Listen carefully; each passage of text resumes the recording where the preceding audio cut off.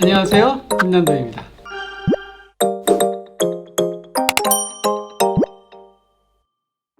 안녕하세요. 안녕하세요. 예, 트렌드 코리아 TV 김남도입니다. 오늘은 아주 특별한 분을 모셨습니다. 자기소개 부탁해 주시죠. 안녕하십니까. 저는 결혼정보회사 듀오. 듀오! 네, 오. 듀오의 대표를 맡고 있는 박수경입니다. 예. 안녕하십니까. 듀오가 우리나라에서 네. 가장 큰 결혼정보 회사죠. 그쵸. 가장 크고 지금 20년째 20년째. 업계 1위를 놓치지 않고 예, 있는 예. 명실상부 1위 회사입니다. 예, 그럼 뭐 성원수나 회원수나 다 1위이신 거예요? 일단 매출 규모도. 성원, 뭐 직원 수, 그다음에 현재 활동 중인 회원 수, 다 뭐를 갖다 대도 저희가 1등입니다. 예, 대단하십니다. 우리가 좀 잘 이해하려면 이 듀오가 어떻게 매칭을 하시는지 그 과정을 네. 좀 이해했으면 좋겠어요. 저도 개인적으로 굉장히 궁금한데요. 네, 저희는 보통 이제 문의 전화라는 거를 받아서, 근데 이제 문의 전화를 받기 위해서 이제 많은 광고나 홍보 활동을 하죠. 그걸 네. 접한 이제 젊은 미혼 남녀, 또 꼭 젊지만은 않아도 이제 재혼도 있으니까. 재혼도 있으시고. 혼자 계시는 분이 결혼을 생각하시면 이제 저희에게 문의 전화를 주시고, 그러면 이제 상담 선생님하고 이제 1대1 상담에 들어가게 일단은 되거든요. 전화로 시작하네요. 전화나 아니면 인터넷으로 인터넷으로 남기기도 하고, 가끔 이제 저희가 이제 젊은 친구들이 재밌어할 무슨 연애 이상형 찾기 이제 이런 거를 이제 뿌리면 그거에 이제 설문조사를 하다가 자기의 이제 뭐 전화번호를 남긴다든지 이제 이럴 때 또 저희가 연락을 하기도 하고 하는데, 어쨌든 그렇게 이제 개인 상담을 신청하면 저희가 상담을 해드리는데, 이제 보통 어떤 생각을 가지고 계시는지, 진짜 결혼할 마음이 있는지, 그리고 결혼을 한다면 누구랑 하고 싶은지 그런 얘기들을 쭉 하면서 저희가 가진 프로그램들을 소개를 하게 되는 거죠. 그럼 본인이 어떤 방식으로 사람을 만나고 싶으냐, 그리고 어떤 사람을 보고 싶으냐에 따라서 다양한 프로그램 중에 선택을 하게 되는 거고요. 그렇게 선택해서 회원 가입을 해서 활동을 하고 싶다 하면 그때부터 이제 저희가 갖고 있는 데이터 폼을 작성을 하셔야 돼요. 네네. 그 결혼에 대한 거의 전반적인 질문이 들어있는 문항 한 165개 네네. 정도 되는 문항. 165개? 네, 165개로 본인이 어떤 사람인지, 그래서 나는 어떤 사람을 찾는지, 원하는지. 그리고 이제 제일 중요한 흔한 인적사항들 이런 것들에 대한 걸 다 적어내고, 그걸 가지고 이제 입증할 만한 이제 여러 가지 증빙 서류들도 필요한 거죠. 예, 허위면 안 되니까. 그러니까 이제 결혼관계증명서, 뭐 가족관계증명서, 그다음 본인의 학교 졸업증명서, 뭐 재직증명서, 또는 이제 자격증이 있으신 분들은 그 자격증까지 이제 이런 그런 것까지 다 증명서들을 제출하는군요. 제출을 해서 네. 저희가 신원인증팀에서 그걸 가지고 다 조사에 들어가요. 그래서 그 신원인증을 거치면 이제 저희 회원으로 승인이 되고, 회원으로 승인이 되면 아까 제출한 그 데이터 폼 자료가 저희의 DMS라고 하는 듀오 매칭 시스템에 이제 입력이 되기 시작하고요. 거기에 매칭 선생님들이 이제 지정이 돼요. 그럼 이제 매칭 선생님하고 다시 이제 1대1로 이제 소개가 들어가는 거죠. 그래서 그 컴퓨터에 입력된 대로 이분이 어떤 사람이고 어떤 사람을 찾는지에 대한 확인을 네. 한 다음에 본인이 만날 만한 사람들을 저희가 이제 추려서 프로필이라는 걸 제공을 하게 되는 거고, 그 프로필을 보고 본인이 보고 싶어 하는 사람을 이제 찜하면 또 상대방에게도 마찬가지의 소개가 나가게 되는 거죠. 네네. 그래서 둘 다 만남을 오케이 하면 이제 만나게 되는 거죠. 그렇게 해서 만나서 우리가 이제 마음에 든다. 보통 한 번만 봐선 잘 모르니까 그렇죠. 뭐 이제 돌아오면 반드시 피드백이라는 게 있어요. 저희 이제 피드백에 이분을 또 만나고 싶다. 정말 좋아서 나는 바로 연락했다. 바로 우리 애프터를 잡았다. 뭐 이런 거에서부터 좋은 사람이지만 제 인연은 아닌 것 같습니다.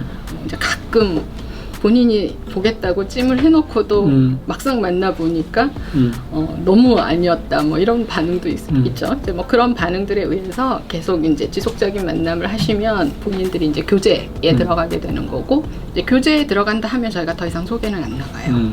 그리고 이제 시간이 지나서 교제를 해보니 괜찮다. 우리는 나를 잡았습니다. 이제 이런 식으로 저희한테 이제 알려주면 이분들은 성원 커플이 되시는 거고, 예, 예. 저희 활동이 종료가 되는 거고요. 교제를 해보니 생각보다 아니네요. 그래서 저희는 헤어졌습니다. 그럼 다시 와서 또 다시 이제 처음부터 또 프로필 소개를 받으면서 네, 다시 네. 새로운 사람을 찾는 그 과정을 거치는 거죠. 야. 그렇게 매칭을 하고 예, 있습니다. 예, 예. 그 이제 좀 말 설명 주시는 동안 뭐 질문 사항이 너무너무 많이 생겼는데 처음에 그 저희가 이제 트렌드 코리아 2021에서 레이블링 게임이라고 MBTI 테스트 같은 거 요새 많이 하잖아요. 그러니까 사람들이 자기 자신의 성향 또 물론 뭐 내가 이상형으로 생각하는 이성의 모습이 있겠지만 또 그런 걸 테스트를 하면서 구체화되는 것 같은데 뭐 그런 게임을 갖고 계신가 봐요? 게임을 갖고 있지는 않은데 네네. 본인이 이제 아까 제가 말한 처음에 데이터 폼을 작성을 해요. 그러고 나면 이제 저희가 가지고 있는 여러 가지 데이터를 가지고 이제 돌려보면 이분은 어떤 성향이다라는 게 나오거든요. 그래서 저희가 이런 성향이니 이분과 잘 맞는 분은 이런 분입니다 해가지고 이분들을 소개하죠. 그걸 그렇게. 데이터를 돌려보면 이런 표현을 쓰셨는데 네. 요새 이제 뭐 빅데이터라든지 뭐 그런 여러 가지 그 기계적인 시스템도 많이 이용하는데 그런 것도 많이 이용을 하십니까? 네, 저희가 이제 누적된 듀오만의 그 데이터베이스가 있어요. 예, 그래서 예. 그 시스템 안에서 여태까지 이제 경험상 요렇게 응답하신 분들은 요런 성향이고 이분이랑 잘 맞았다. 이제 이런 게 예를 좀 들어주세요. 있거든요. 몇 종류의 정도의 성향이 있어요? 아까 말씀하신 대로 저희가 이제 주로 그 165개 중에 거의 한 100가지가 이제 그 성격 테스트 네네네네. 비슷한 걸로 이 사람들을 유형화하는 거거든요. 그래서 이제 뭐 이분은 뭐 예를 들면 본인이 굉장히 내성적이고 조용조용하고 흔한 말로 모태솔로고 뭐 그런 분인데 이런 분인데 또 뭐 어떤 변수 하나를 보니까 이분은 같은 내성적인 사람을 좋아할 수도 있고 아니 이 변수 하나 때문에 이분은 굉장히 외향적인 사람을 좋아할 수도 있고 이제 이렇게 되는 거거든요. 그럼 그런 판단은 사실 기계가 다 하긴 어렵고 그것은 이제 처음에는 데이터로 처음에는 예. 그런 말씀하신 대로 그렇게 이제 기계가 해요. 네네. 그렇게 해서 만나라고 해보면 네네. 그 다음에 돌아오는 답이 아닌 거죠. 그러면 이분이 둘 중에 하나예요. 저희의 성향 테스트가 뭐가 잘못됐거나 아니면 이분이 답을 잘못했거나. 근데 가만 보면은 초기에 데이터 폼에 뭔가를 작성을 하시고 나중에 저희가 이제 베테랑 매니저는 대화를 해보잖아요. 아니라는 거죠. 이분 그냥 답은 되게 정답처럼 쓰셨는데 알고 보면 성향이 아닌 아니다. 거예요. 그래서 그거를 잡아내는 거죠. 그렇기 때문에 제가 그 선생님 그 책에서 휴먼 터치라는 부분에 휴먼 터치. 제가 되게 와서 닿았던 게 아무리 기계로 정밀하게 빅데이터로 맞춰서 소개를 해도 일단 사람이 그걸 진실되게 했느냐 하는 거를 검증하는 게 중요하고 그 다음에 이제 저희가 정말 휴먼 터치 중에 중요한 게 정말 제일 좋은 사람이 소개가 됐는데 이걸 제일 먼저 볼 수 있냐 하면 저희 시스템 내에서 그렇지는 않거든요. 왜냐하면 본인들이 약속을 잡다 보면 이분보다 조금 덜 맞는 사람을 먼저 볼 수도 있는데 봐보면 또 다르잖아요. 그렇죠. 그러니까 이제 요 매니징을 어떻게 하느냐가 그 사람이 어떻게 터치를 하느냐에 따라서 결과가 되게 많이 달라져요. 그래서 제가 늘 이거를 막 어플하고 어떠냐 막 그런 비교를 많이 하시는데 절대적으로 앱에서 할 수 없는 그런 어떤 감성 터치가 필요한 이 서비스가 이 결혼정보의 사람 소개인 것 같아요. 저도 예전에 이제 친구들 소개팅 시켜줄 때 보면 그 다음도 중요한 것 같아요. 둘이 잘 만나고 헤어졌는데 서로 싫진 않아. 그렇다고 해서 막 너무 걔는 뭐래 뭐 이럴 때 너 좋대 막 이제 이렇게 좀 수다를 떨어줘야 그래 그럼 한번 볼까 뭐 이러지 정말 않을까? 저희 베테랑 매칭 매니저님들이 하는 일이 네, 그 네. 역할이거든요. 아, 정말요? 왜냐하면 다 만나고 와서 결과를 얘기하는데 꼭 먼저 얘기를 안 해요. 거기는 뭐라 그쪽은 그래요? 뭐라 그래요? 그걸 듣고 답을 하려고 이제 딱 준비가 돼 있는데 이 뉘앙스를 보면 예. 이분이 지금 밀당 내지는 뭔가 이렇게 재고 있구나. 들어오기를 바라는구나 하는 걸 알면 너무 좋았다고 자기는 너무 좋았는데 그분은 자기를 어떻게 생각할지 모르겠다 그러셨다 하면 바로 저도 좋았어요 이렇게 답이 나오는 경우가 많거든요. 그럼 이제 이쪽도 마찬가지로 좋았다니까 좋았다고 얘기를 해주면 상대도 그랬군요 그럼 저도 또 볼래요 라고 하면서 계속 만나게 되는데 가끔 사람이 이렇게 툭 던지는 말하고 속마음이 다를 수가 있잖아요. 그런데 그거를 어수룩하게 캐치하면 될 친구들도 깨질 수도 있고 그렇기 때문에 근데 정말 그 경험이 많으셔서 아까 정확하게 찝으셨는데 정말 소개팅 하시고 나면 그래서 저희도 본인이 처음에 들어올 때 쓴 데이터 폼도 중요하지만 사람을 만나고 내지는 그 사람을 뭐 거절할 때 또 프로필을 소개했는데 이런 이유로 거절할 때 그런 내용들을 다 피드백을 해놔요. 기입을 해놓고 그걸 가지고 자료를 더 이제 보충을 하는 거죠. 그러니까 그거는 기계만 가지고 하기에는 힘들고 그 선생님들이 전화를 하다 보면 그 여러 가지 그 속내 또는 뉘앙스 뭐 그런 것들, 그리고 사람을 한번 만나고 와서 너무 좋은데 그쪽은 좀 별론 것 같은데 나 이 사람을 놓치기 싫어요. 어떻게 하면 좋을까요? 이런 것도 오히려 다 그럴 물어봐요. 때도. 그러면 이제 그럴 때는 어떻게 해야 된다라고 이제 저희 선생님들이 코칭도 하고 반대로 이제 그 상대방 쪽에다도 좀 좋은 얘기만 이렇게 더 들어갈 수 있게 해준다든지 이제 그런 역할들이 부과되는 거죠. 그러네요. 사람이 성인이 다 돼서 만났는데 뭐 정말 하늘이 내린 것처럼 첫 만남에 좋기도 어렵고 또 정말 왼수보드 너무 싫다도 어려운데 그 중간에서 네. 그 매니저님들의 어떤 역량이 굉장히 중요하겠습니다. 맞아요. 네. 근데 사실 뭐 결혼이 국가적인 지금 화두이고 인생에서 가장 중요한 의사결정이고 그런데 일단 뭐 단도직입적으로 코로나 이후부터 하면 네. 우리 코로나의 뭐 상징어처럼 된 언택트 네. 만나지 않는다는 거잖아요. 그렇죠. 근데 일단 뭐 다른 것도 그렇지만 남녀관계도 만나야 뭐가 얘기가 되는데 그래서 코로나로 우리나라 결혼 시장이랄까 트렌드가 어떻게 변했는지 아마 제일 잘 말씀해 주실 수 있는 분을 모실 것 네. 같아요. 저를 보면 모든 사람들이 되게 안 됐다는 듯이 네. 이번 코로나의 영향을 참 많이 받아서 힘들지 하는데 제가 참 표정 관리하기가 어려울 정도로 네. 저희는 지금 굉장히 잘 되고 있어요. 정말요? 그래서 저희도 깜짝 놀란 게 이게 무슨 현상일까? 왜 그럴까? 그런데 언택트 하다 보니 외로운 거죠. 그리고 저희한테 가장 좋은 기회가 가장 젊은 친구들이 결혼을 안 하면 뭐를 하느냐. 해외에 혼자 놀러 다니고 독립적으로 재밌게 지내는데 그게 많이 없어진 거죠. 못하게 된 거죠. 그러다 보니까 좋은 사람을 만나야겠는데 또 이렇게 세상이 험하니까 아무나 만날 수는 없고 제대로 된 사람을 만나고 싶다라는 욕구가 강한가 봐요. 그래서 문의 전화가 예전보다 폭증을 했고요.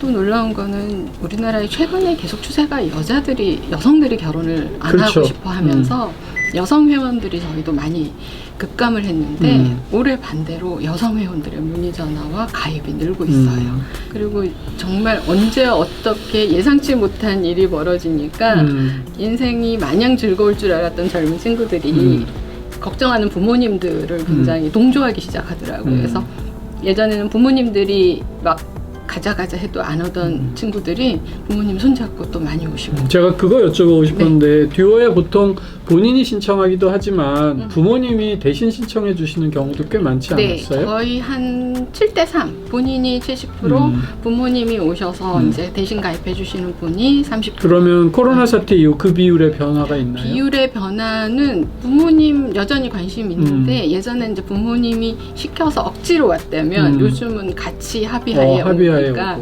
훨씬 진행이 수월하죠. 신청하는 연령대가 더 높아졌다거나 낮아졌다거나 연령대 폭은 큰 차이는 없는데 네. 오히려 낮아진 것 같아요. 더 낮아진 아까 것 말씀드린 여성들의 나이가 이제 어린 친구들도 이게 어떻게 보면 취직이 힘드니까 대졸 여성들이 이제 양자택일이 아니라 같이 놓고 보나 봐요. 그러니까 예전에 무조건 결혼은 나중이었는데 만약에 좋은 직장 못 가면 결혼도 이러면서 20대 후반의 여성분들이 좀 느는 게 올해 코로나의 영향이었어요. 그렇군요. 저도 좀 내심 놀랐습니다. 코로나 영향으로 오히려 집에 혼자 있고 이런 시간이 많아질 줄 알았는데 오히려 신청자 수가 늘고 있다 하는 것이네요. 뭐 코로나의 영향도 있겠고 요즘 변화하는 남녀 관계 또 결혼 트렌드와도 관계가 있을 것 같은데요.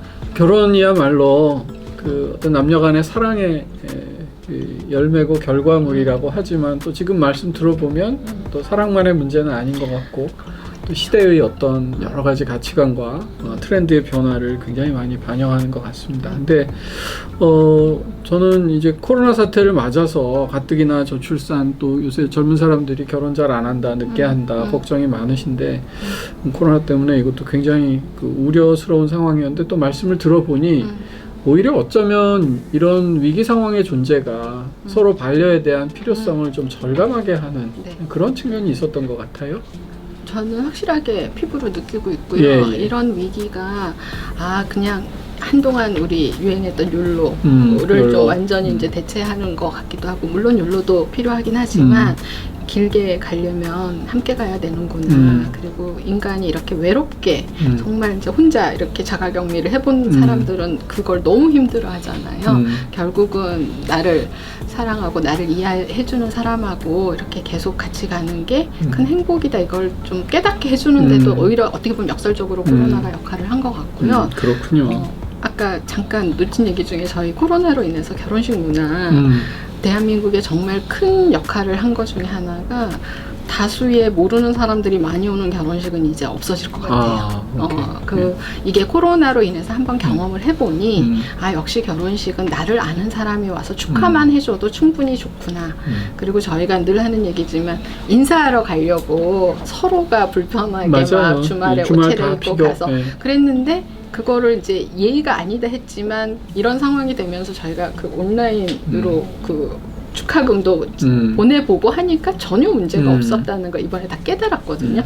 그렇기 때문에 제가 계속 얘기지만 트렌드적으로 그 중대형 예식콜 하시는 분들은 굉장히 빠르게 사업 전환을 하셔야 될 것 같아요. 그런 예식콜은 아마 앞으로는 영업하기가 힘들 것 같고 이제 100명 이내에 그런 소규모지만 아기자기하게 굉장히 아이디어한 어떤 특색이 있는 결혼식장을 만들어 놓으면 굉장히 잘 될 것 같다라는 생각이 들고 이거는 코로나가 끝났다고 해서 다시 될 것 같지는 않아요.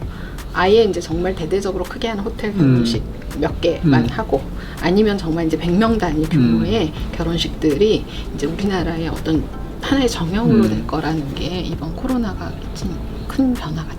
제가 이제 강연 같은 거 할 때 코로나 때문이건 아니건 한번 바뀐 트렌드는 과거로 잘 돌아가지 않는다 이런 말씀 드리는데 결혼식 문화도 그게 그렇겠군요. 다들 경험을 안 해서 그렇죠. 안 된다고 했는데 해보니? 억지로 한번 해봤는데 다 좋거든요. 그러면 이제 절대로 안 돌아가죠. 그럴 것 같고 장례식도 아마 비슷한 그럴 문화를 것 거칠 같아요. 것 같습니다. 우리나라 그죠? 너무 큰 그런 그 관혼상제 관련해서 흔한 말로 약간 허식 이게 이제 말로만 들어왔던 것들이 이제는 아니어도 그리고 다들 그걸 포기 못했던 것들 중에 하나가 그거였거든요.